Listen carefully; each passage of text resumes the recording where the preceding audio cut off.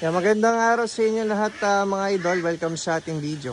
Alam kong matagal-tagal nyo na rin hindi nakita itong poultry po namin na ito. Dahil ngayon lang ako nakabisita, mga lods. Nagtatanong ko ano daw po sukat ng gulungan po na ito. Ang sukat po nito ay 60 by 60 feet. Naglalaman po siya ng 600 heads. Ayan po yung mga itik natin. Yan, matagal-tagal na rin sila nakasampa dito, mga idol. So itong design na ito ay double hanger.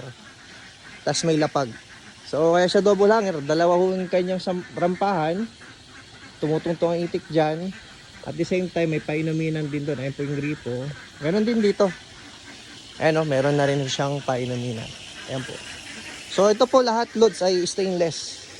Yan. Ang ginamit naming screen, no. Ayan po mga ayan, oh. Matibay yan, hindi na ho kinakalawang. Tapos itong PVC po na ito, meron po siyang 10mm sa loob. Purpose niyan kaya naka PVC para hindi po siya kalawangin.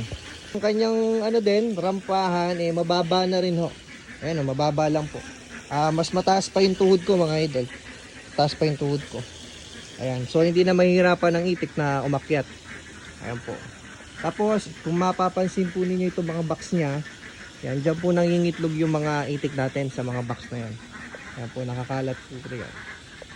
Ang advantage ng ganitong klase po ng design at bakit double hanger ang ginawa namin, unlikely dun po sa mga nauna po naming design na single lang.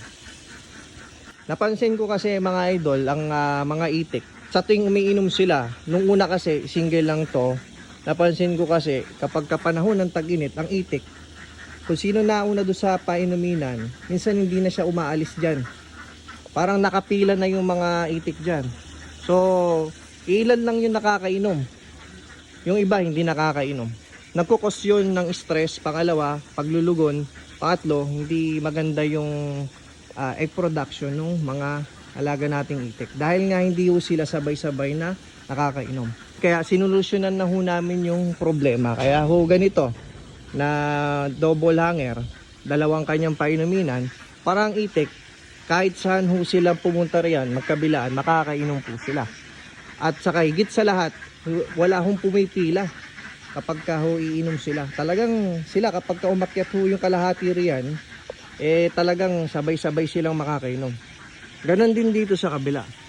So, nagiging cost nun, mga idol, nagiging mas productive sila sa pangingitlog, mas less yung kanilang stress sa init, kahit hindi ho sila nakakaligo. Kasi nga, nakatambay na sila dyan, at talagang iinom na lang sila ng tubig. Pangalawa, nakakatulong yung mga puno po namin sa labas. Yan, nakapaligid po yan, mga idol, yung mga puno na yan, na palamigin yung area po ng kanilang kulungan. Kaya kahit ho tanghalin tapat na dito sa amin, yan po, hindi po mainit dito sa loob. Marami nagsasabi na mainit daw, pero hindi po, mga idol. Talagang malamig po dito. At unang-una maluwag sila itong mga alaga natin, mga itik. Ayan, yun lamang po, mga idol. Kung may ilang kayong katanungan, comment down below lang po. Ayan po.